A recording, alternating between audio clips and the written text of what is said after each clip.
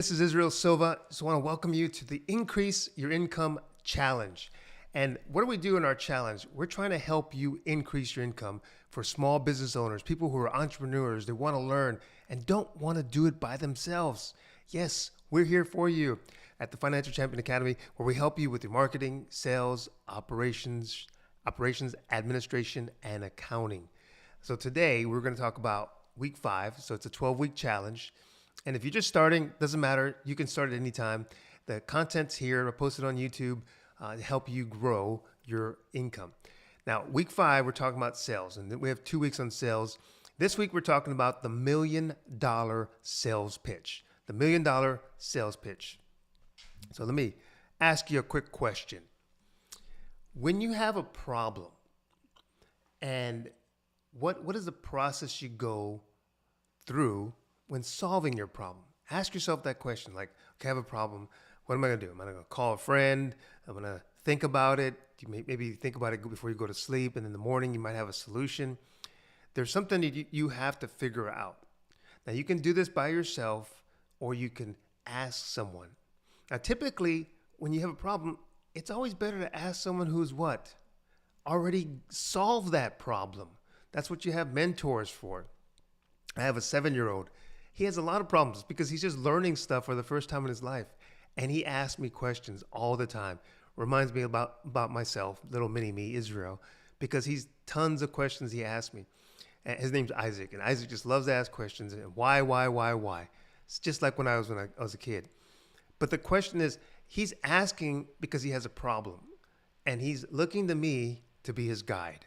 So that's important. I want you to think about this because this is going to be the theme of our lesson today. When you have a problem, how do you solve it?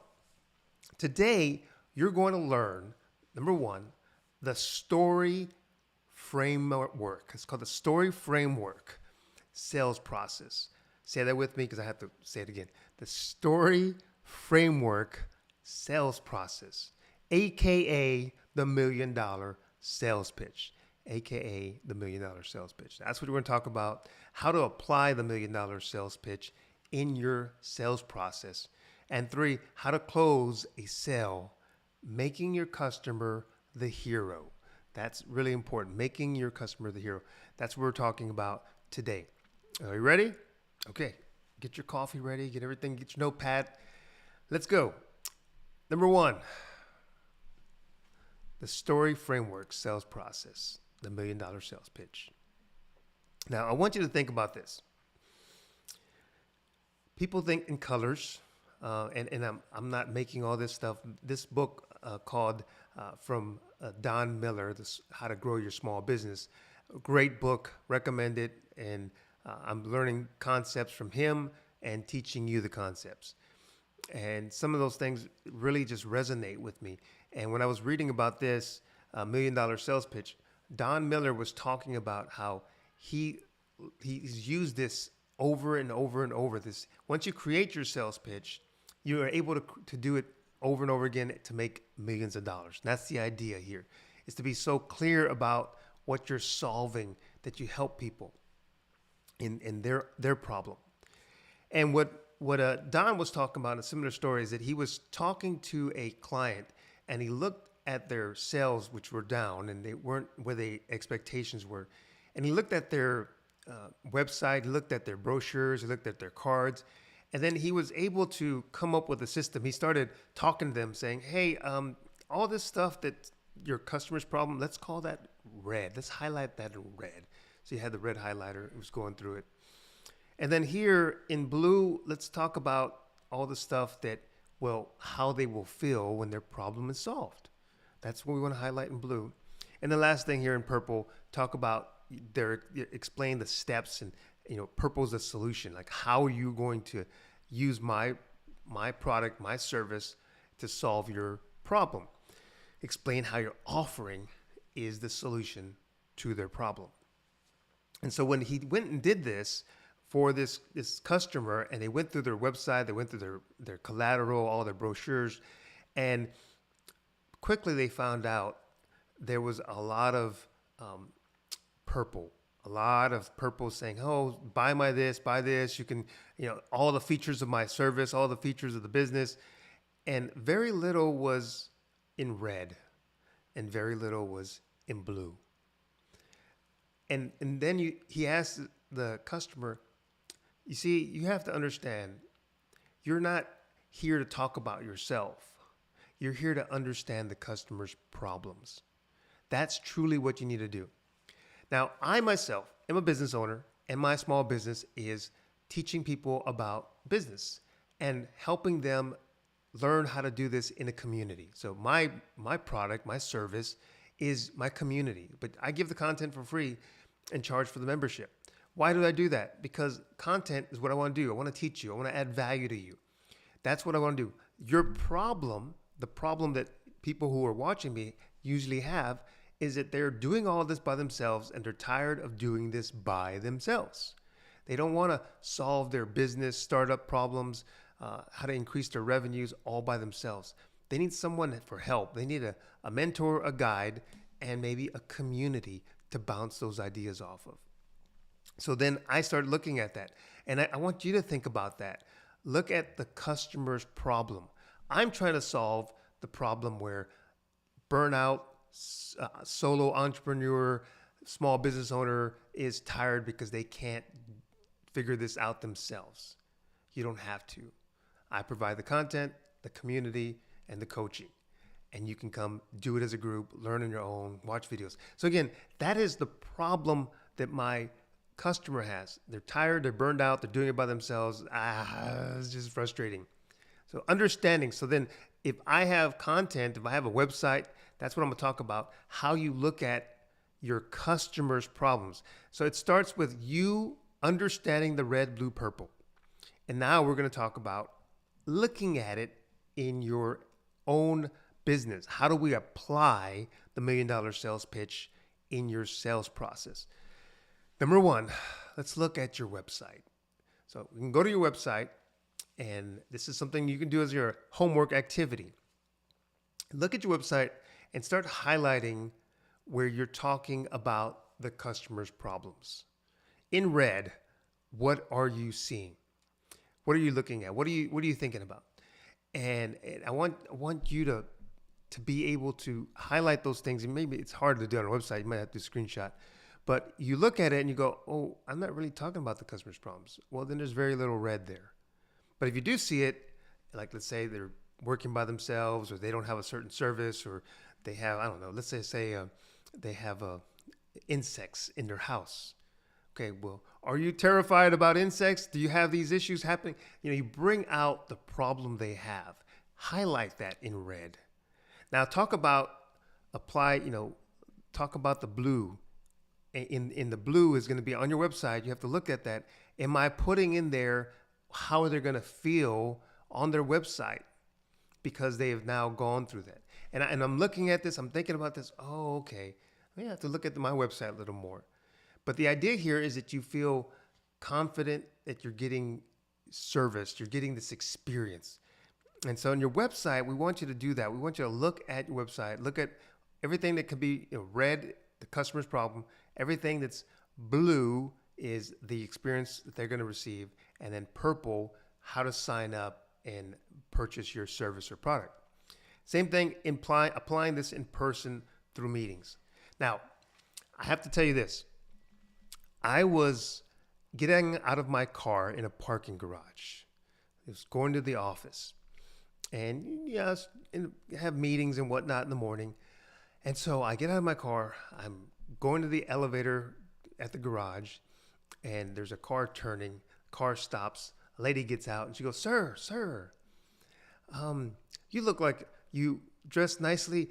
We sell business clothing for professionals and executives, and you look like that. Would you like to buy some business clothing and suits and whatnot that we have?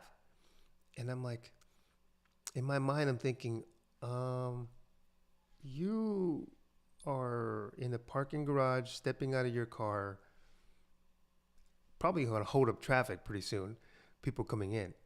But I thought in my mind, what are you doing? And the second part of my brain was like, oh, I do need a suit. I do need some dress clothes. But this is not the time or the place to talk about sales clothes. And so that's what I realized, that that person was selling me something that I needed, but the environment was not right. I was not in the right place to buy their clothing because I was going to work in the office and they were selling me something. So environment is crucial. To be in the right environment is important for you to be able to sell. So that's really important when it comes to in-person meetings. Selling in person means that you have to be in the right environment, because if that person if I would have been walking in my office, actually the office is downtown and they have like shops and other things like that. And if I'd been walking to the shops, maybe going to lunch or whatnot, and I saw a place that had pictures of suits and whatnot, even if that she didn't own that business, she could have been standing next to that business saying, sir, we have business stuff, we have suits. And I would have been more likely to stop and talk to her because I would have been in the right environment. So it's so critical that when you talk to people about sales, that you are in the right environment, that they are mentally able to say, oh, you have a solution to my problem? And that's important. And so what you want to do in person, now your in-person meetings, is quickly identify who they are and what problem they have. The biggest thing, I think people, they have this, and I have it too, you get this sense of rejection. I don't want them to tell me, no, I don't want your product. Stop selling me stuff. That's like the worst thing we want to hear. But it's important to think, are you going to add value to them? Are you going to help their life? Well, to do that, you have to know if they have a problem that you can solve. Because if they don't have a problem that you can solve, that your product or service can provide, then you don't need to be selling to them. Because that's when you become inauthentic. That's when you become insincere about your product or service. Only sell to those people who really have a problem you can solve. That is crucial. And once you identify them to have a problem, then you can start creating that $1 million sales pitch. And essentially, the $1 million sales pitch has all those components. You're talking about their problem. That's the red. You're talking about their experience. That's the purple. That's the blue. Their experience when they have their problem resolved. And in the purple, which is a small amount, you talk about, here's how you sign up. Here's the steps to getting that solution that we're offering. And so your $1 million sales pitch has to have that in it. And so that's what you're thinking about. And so that's what you want to do in person, is to be in the right environment and then have those three things in mind. And so what you're doing, I was talking to one of our members and I said, if you're in the elevator and you're there, and elevators would take maybe 30 seconds. If you're a long one, maybe a minute, if there's a lot of stops, and it sometimes can be very uncomfortable. But sometimes there's only one or two people in there and you're like, I sell blinds for houses.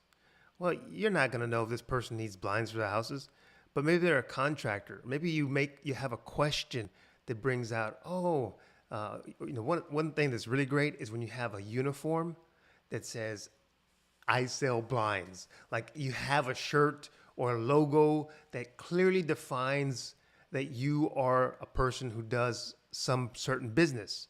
And if they're in an elevator and they look at you and they go, oh, what does that mean? And you're like, oh, I sell blinds, or I sell, printing, or I sell insurance or whatever. If you have something that draws their attention and then they ask you about it, all of a sudden you have a qualified lead. You have someone that has now thought about what you're selling, and maybe they have a problem and that's why they're asking you about it. Again, that's a trigger. That's a key that can key you into thinking, this is somebody who might need my solution to their problem. That is one of those things you need to do. Again, being in the right environment, even if you're on an elevator, it could be an okay environment if they approach you by looking at your logo, or maybe you mentioned that you're a business owner that does certain things and you ask them about their business or where they're going. You just start with some small talk. So that's what you can do in person. And then through email process. Now, one of the things that you can do on your website is you can say, do you have this problem? Would you like to learn more? And one of the things I've been working on, and actually haven't finished it, but I have a 3-part series to helping people, 3 keys to determining if their business is profitable. 3 keys to determining if their business is profitable. And I'm working on that as an email campaign. So if somebody wants to sign up, then they go to the website and like, hey, would you like to ensure your business is profitable? If so, sign up for our email course and you get those 3 emails. And it's a video series, 3 videos I put together that go into that. Again, what am I doing? I'm trying to solve the problem. The people who are going to click on that are the ones that have a problem. They don't know if they're profitable. They don't know if they're keeping up with their books right. And that's an issue. We'll be talking about more of that later on in this series when we're talking about the accounting portion. But that is really important that you recognize qualified leads versus unqualified leads. Qualified leads are people who you have an idea or an insight that they want or they need your business. They need your solution to their problem. That's what you want to think about. So in your email process, you want to find out, like have what they call a lead magnet on your website, in your brochures, on your bandit signs, wherever it is, you want to have that lead magnet that draws them to call, to email, to sign up, to fill out a form, to give you their email address. And once you have that, then you have an email process. You set that email process up so that here's email 1 on day 1. Here's email 2 on day 3. Here's email 3 on day 5. And then if they would like more information, they can go to our website or they can go to our next webinar where they can do that. You lead them down. Now you always want, again, to start with their problem. That's the red. Talk about the solution and how they're going to feel when they have that solution. That's the blue. And then the last thing is at the very end, the purple is them. You tell them the steps. Okay, our next webinar is here, or you can join our membership by doing this. Go to this page and sign up here and do these things. So that's what you can do there. So that is exactly what you can do. How to apply the $1 million sales pitch in your sales process. Now, make your customer the hero and close the sale. So number 1, you want to show the customer that their choice will solve the problem. Now, the thing is here is you got to think about this. You need them to be the hero of their story. They have a problem. What is that problem? That problem may be that they just bought a house and they have all these things they have to do. They have to buy furniture. They have to put new blinds. They have to check the roof, make sure that looks good. If they bought a house, it was a fixer-upper thing. There's all kinds of things as a new homeowner. You tend to have a lot of problems. And you want to be one of those people that are going to help solve those problems. And that's what you look at. Start looking at people. You start looking at their problems. So one is you want to show the customer their choice. They have a choice to go solve their problems. They have to go and look for it. Now, these days, how are people solving their problems? They're going to probably Google search. And these days, how many of you guys are using AI now? Use AI, using ChatGPT, using Gemini and Google, or whichever AI you use. We're going there often and saying, hello, ChatGPT, tell me where I can get my roof fixed, or tell me where I can buy furniture, or tell me the top 5 sales cars that are out there that are most reliable. And so people are searching for solutions. And that's what they do. So they have a decision they have to make. And what you want to do is you want to set up your business in such a way that ChatGPT and all these AIs realize that you're going to help these customers solve their problem. So in your collateral, we call collateral anything that's selling material. Your website, your brochures, your bandit signs, all that stuff. Your collateral needs to clearly state the problem they're having. So then the search engine will pick that up. AIs will pick that up. They'll see the problem because someone does a search saying, hey, I have a problem with such and such. Well, then your website or your collateral needs to be talking about that problem. And then it's going to tell the AIs, the search engines, they're going to tell these customers, they're going to bring yours up because you've already stated the problem and then you state some solutions. You state how their experience is going to be.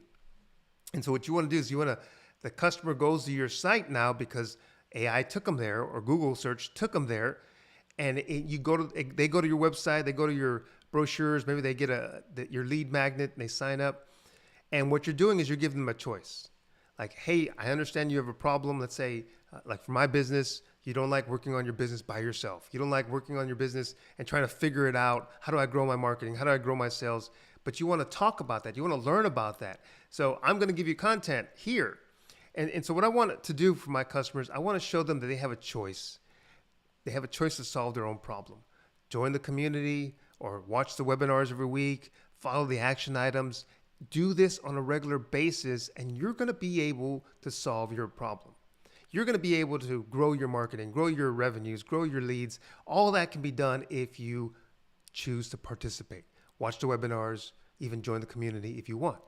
So what I'm doing there is I'm showing the customer they have a choice. They can go everywhere. If there was one book I read where a guy was talking about swimming pools. And he was selling the swimming pools that go above ground. They're not concrete. They're all just fiberglass type swimming pools. And then he would lose business quite a bit to the concrete, beautiful, nice swimming pools. But what he found out was when he started explaining the problems that people have with concrete swimming pools, with fiberglass ones that are cheaper in cost, when he started explaining the issues, the costs, the maintenance, all these things about the swimming pools, and explaining it to the people through his website, through his brochure, through his collateral, explaining them. Even sometimes when people wanted those concrete ones, he wouldn't say, "You don't do it. Don't just buy mine only." No, he would give you the pros and cons.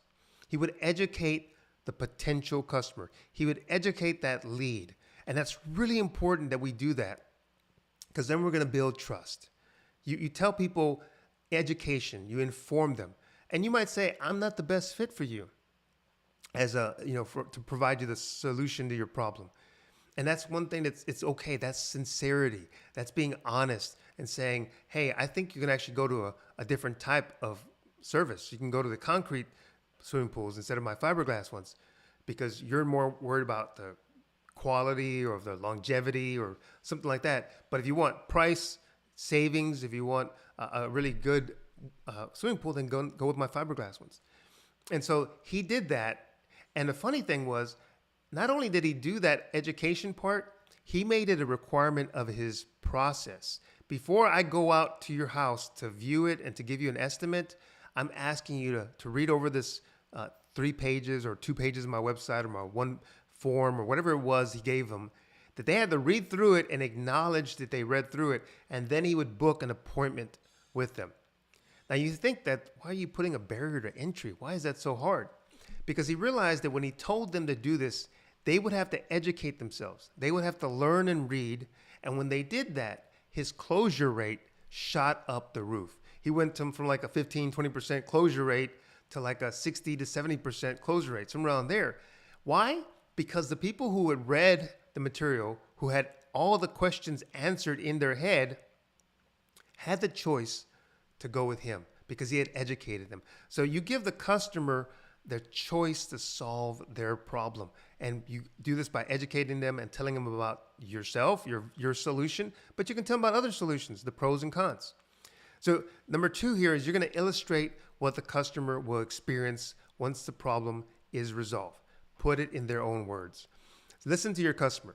When they have a problem, then you say, "Okay, what is your problem?" They're going to say, "Well, swimming pools are too expensive. I just want one that's, affordable."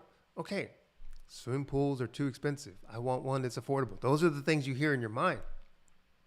So then you want to illustrate, when you purchase this swimming pool, it's going to be affordable. It's going to be easy to maintain. You put it in their words that they can solve their own problem by going with your solution. Now, again, if you don't have a good solution for their problem, don't sell to them. You would rather have a happy customer than an unhappy customer. If you get that sale, it's going to cost you much more negative impact to your business. Let's say you sell them something and they're like, I signed up because you kind of like made me feel bad and I just signed up for it. and they didn't like it. And then what happens is they post a negative comment, or they tell other people, "Hey, what do you think about this?" "Oh, I wouldn't go there. They didn't solve my problem." I had one customer. He told me in his business, they called them to go fix blinds or install blinds, and he went out there he does install window blinds, and the blinds were pretty old and broken, and he said, "Sorry, ma'am, I install new blinds. I can't fix your blinds." And so he tried to like do her a favor and look at them, and then ended up, you couldn't, once you kind of touched them, they were kind of broken, you couldn't put them back. And then she was so upset, so angry. She didn't buy anything from him, but she put a negative review on his website, like the Yelp, and that stayed there. You can't take that off. And it would have been better to say, "Ma'am, here's what I do. Here's what I offer. Here's the solutions. We offer new blinds to you." Nowhere do I say I repair blinds. And by understanding that, by having this customer read the information, what you sell, what you provide, then they have a choice to call you or not. And see, the thing is, they have to have it, like, again, they have to be the hero to their own problem.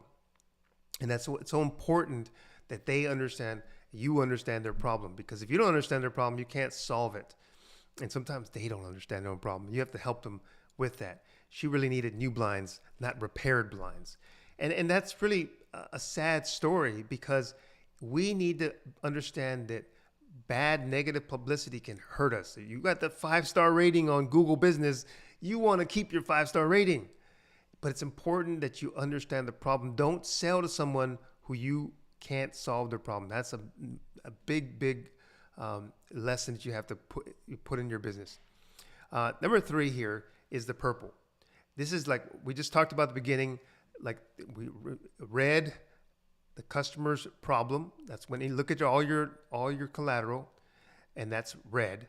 And then look at blue. You illustrate what the solution is going to feel like when they have used your business, when they have their problem solved. And then number 3 is purple.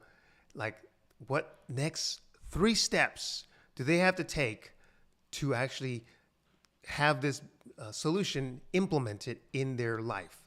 So you give them 3. We don't want to give them 5. We don't want to give them 7. We don't want to give them 1. We want to give them 3. I don't care. You make it somehow 3. Psychologically, there's been all these studies, psychology studies, that if you give them 3, they can do 3 steps to select the offering. And so you give them the 3 steps. Hey, join us on our webinar. That's 1. Sign up on our website for the form.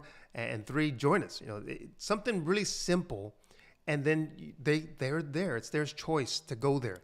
But you describe the 3 steps very clearly in your website, in your cards, webinars, in your handshakes. Like, say, "Okay, it was nice to meeting you. Here's my card. Can I have your card?"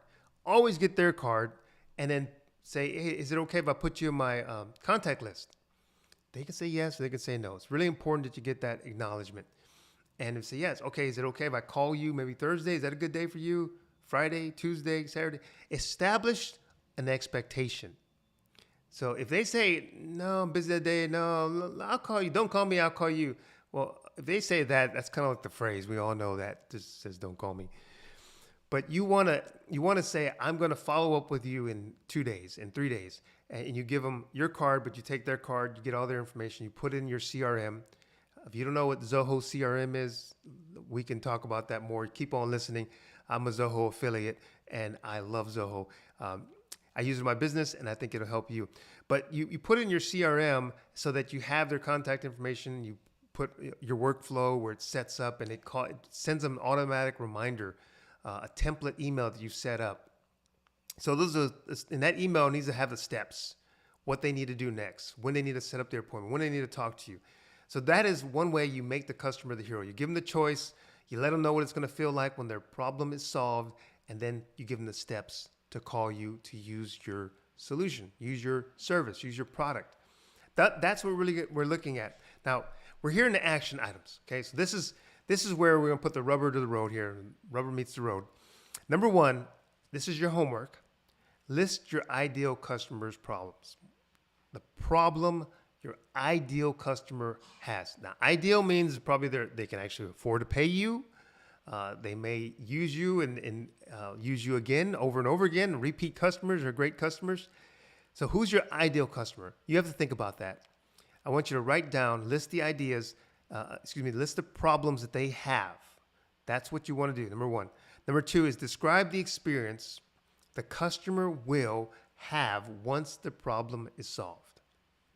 So what is your problem? What is their problem? Think about that. If their problem is, again, like I'm going back to blinds and their windows, they have broken blinds. Okay, so they have broken blinds. You're probably not going to repair them. But then, well, what if you had great brand new blinds? Not those old ones, but what if you had these that you could just get on your phone and hit click and it would open by itself?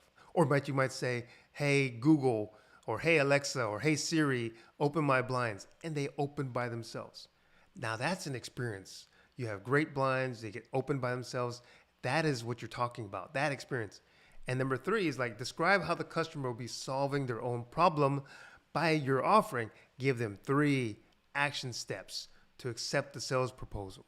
So now you say, hey, this is what I offer. Here's my brochure. Here's my phone number. Can I have your phone number?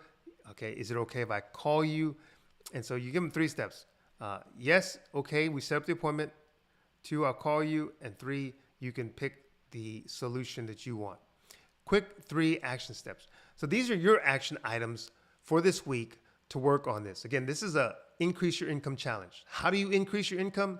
One of the things we're working on here is sales, having that $1 million sales pitch. So your $1 million sales pitch has to do what? It has to address their problem, the customer's problem. It has to paint the solution, the experience, project that. And then 3, it has to give them the steps to your being the solution to their problem. So those are the things we do. We have discussion questions. We'll be breaking out into our small groups in the Financial Champion Academy and talking about that. For everybody else, I'm going to give you a chance to join us, but I'll just read these questions that we talk about in our discussion questions. Like, what is one specific pain point your customers have? That's one of the things we're going to talk about today. What is the best channel, platform, or method to communicate to your customer in an environment that they're receptive to hear your solution to their problem? And number 3, what quest? I call them quest.